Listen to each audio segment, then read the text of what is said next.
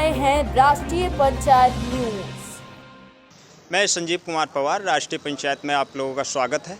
हम आज पहुंचे हैं विधानसभा नेटौर में और हम यहाँ के जनता से, यहाँ के आवाम से रूबरू होते हैं।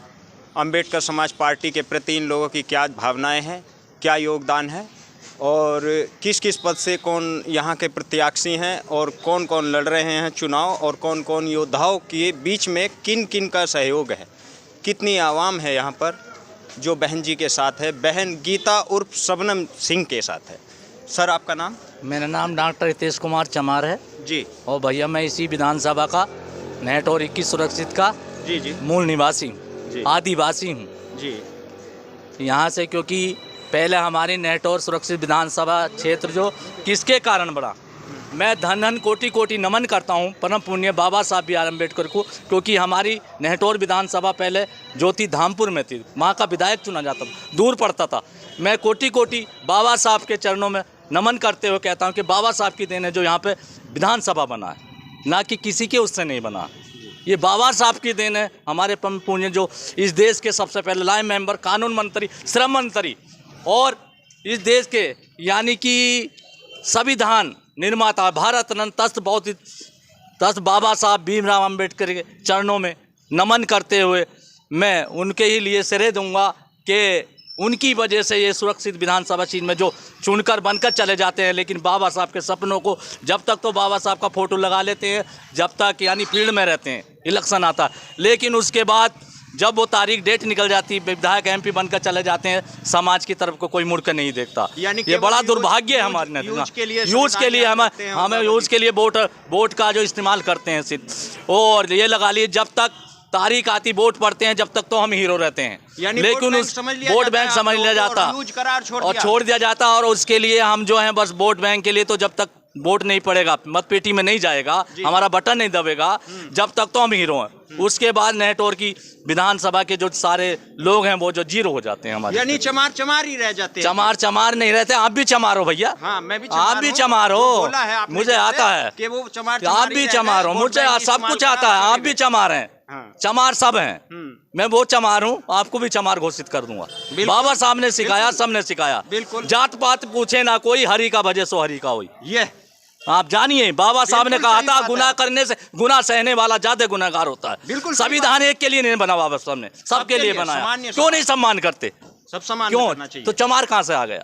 नहीं, जैसा आपने बताया, वही तो है घात। मैं भी नहीं पहुंचाना चाहता, मैं वही तो निकाल रहा हूँ। मैं संदेश देखिए, मैं आप जनता को संदेश देना चाहता हूँ जी। आपने अभी एक टॉपिक का बात किया, जात पात पूछे ना कोई, हरि का वजह सो हरि का हुई। बिल्कुल, क्योंकि खंडन है इस चीज का। बाबा साहब ने भी किया हमारे।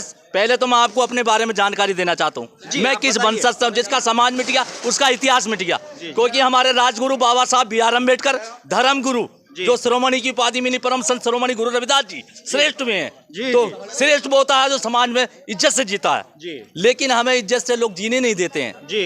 तो हमको वो टॉपिक पहुंचाना चाहते हैं, जन जन तक संदेश देना चाहते हैं कि हम क्या हैं। हम यहाँ के मूल निवासी, हम यहाँ के आदिवासी हैं, हम यहाँ के वंशज हैं। हमारे वंशज महापुरुषों ने ऐसे काम किए, कोई नहीं कर सकता। लड़ाई लड़ी है यहाँ से, ये नहीं कि हम पहले से लड़ाई लड़ते आए। हम जो है विवाद वाले आदमी नहीं हैं। हमारे ये भी नहीं है कोई हमारे एक तमाचा मारे हम दूसरा सह लें, हम उसके गाल पे मारने की बिल्कुल ताकत रखते हैं। यानी दो उल्टा जवाब भी दे सकते हैं। हम अपने में सक्षम भी हैं। बाबा साहब ने किया, किसकी वजह से? बाबा साहब की कलम की वजह से, ताकि भगवानों की वजह से नहीं। हम उससे बिल्कुल अनभिज्ञ हैं। हम अपना संदेश पहुंचाना चाहते हैं कि 14 तारीख को बाबा साहब के नाम पर, रविदास जी के नाम पे जो हमारे साथ हो रहा, उसको मिटाइए। और 14 तारीख को आने वाली यानी टॉर्च के निशान वाला बटन दबाकर अपनी सुरक्षा से चाहते हो तो आप टॉर्च पे ही जो अपना वोट करें और टॉर्च का ही बटन दबाएं और अपने को सुरक्षित पाएं। ये मेरा संदेश। बहुत बढ़िया। नवनीत कुमार जी, ग्राम में यहाँ पड़ता है पुट्ठी पुट्टा, नेटौर विधानसभा 21 में पड़ता है। मैं बहन जी से यूँ तो मेरा अपना कोई व्यक्तिगत राजनीतिक कैरियर कोई खास नहीं रहा। मैं बहन जी से अभी 1 हफ्ता पहले मेरी मुलाकात हुई जी। उनके अंदर जो मैंने दलितों, पीड़ितों और शोषितों के अधिकार के लिए जो एक लड़ने की जुनून देखा, तो मुझे लगा कि वास्तव में उनके अंदर जो उन लोगों के लिए कुछ कर गुजरने की हौसला है और वो करना चाहती हैं। एक साफ़ सुथरी छवि की नेता हैं।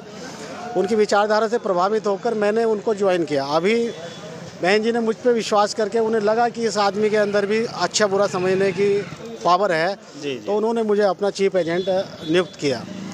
उन्होंने लगा कि ये आदमी मेरे साथ जो है मेरी लड़ाई में सहयोगी हो सकता है, तो मैं बहन जी के साथ पूर्ण समर्पित हूँ और बहन जी के हौसले की दाद देता हूँ कि बहन जी एक महिला होने के साथ साथ उन अत्याचारों के खिलाफ, दलित और शोषितों के अधिकारों की सुरक्षा के लिए जो वो लड़ाई लड़ना चाहती है, मैं बहन जी के साथ हूँ। 100% मैं बहन जी के निस्वार्थ भाव से बहन जी के और पार्टी की सेवा करता रहूँगा। और ये अंबेडकर समाज पार्टी एक राजनीतिक पार्टी होने के साथ साथ ये एक मिशन है उन लोगों के लिए जो अधिकारों से वंचित हैं, और ख़ासकर कुछ लोगों की लड़ाई वो बहुत ही दमखम के साथ लड़ना चाहती है। जैसे बहन जी ने, मैंने सुना है, जो माइनॉरिटी के लोग हैं हिंदुस्तान में, उनके साथ भी दोहरा व्यवहार, उनको एक तरह से हम गलत दृष्टिकोण से यहाँ हो रहा है भारत के अंदर। और दूसरे वर्ग के लोग जो बाहुबली लोग हैं, जो ताकतवर आर्थिक रूप से संपन्न लोग हैं, वो उन मजलूमों और गरीबों के हक को छीनकर उनको ब्लैकमेलिंग करके उनको अपना बना करके उनके साथ फिर गद्दारी करते हैं। अभी बहन जी की जो बात रही, हमारे लोग बसपा के साथ बहुत ही तन मन से जुड़े रहते हैं कि बहन जी हमारी नेता है, लेकिन क्या उन्होंने कभी इस बात को सोचा कि हमें सताने वाले लोग कौन हैं? उनके साथ मिलकर सरकारें बनाई, यानी हमारे लोगों को ब्लैकमेल किया। अच्छा, आपका मानना है कि जो बीएसपी ने जो जिन लोगों के साथ समर्थन किए हैं या जिन लोगों के साथ मिलकर सरकार को बांटने की कोशिश की है, यानी समाज के साथ एक धोखा किया है, एससी वर्ग के साथ बिल्कुल धोखा किया है। तो इस विषय में आप और क्या कहना चाहोगे? यही कहना चाहता हूँ कि जिन लोगों ने हमारे अधिकारों को छीना, जिन्होंने हमें इस मुकाम तक और इस दृष्टिकोण से देखा, क्या मतलब है उन लोगों के साथ हमारा गठबंधन करने का? उन लोगों के साथ मिलकर क्या हम उनके खिलाफ जो हमारे ऊपर अत्याचार होते हैं, क्या हम कर पाएंगे? उनके खिलाफ लड़ाई लड़ पाएंगे? हमें, यानी मैं मान सकता हूं कि आप ही के लोगों ने आपको छला है? आपके लोगों के साथ साथ, हाँ, हमारे लोगों ने, हमारे नेताओं ने हमारे वोट को वोट बैंक बनाकर समझा।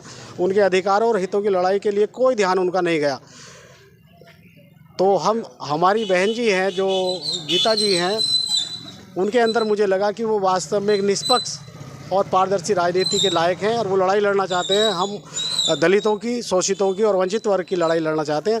तो मैं तो यही कहना चाहूँगा चैनल के माध्यम से कि बहन जी के हम पूरी तरह से उनके सहयोगी रहेंगे और जितना भी हो सकेगा उनके लिए प्रयास करते रहेंगे।